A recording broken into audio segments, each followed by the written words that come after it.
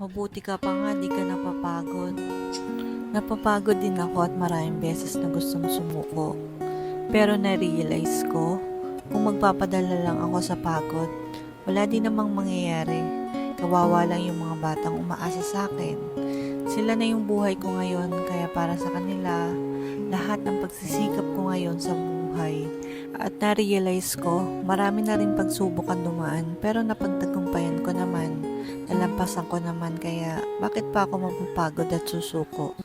Mayaman man, mahirap, lahat naman tayo binibigyan ng mga pagsubok.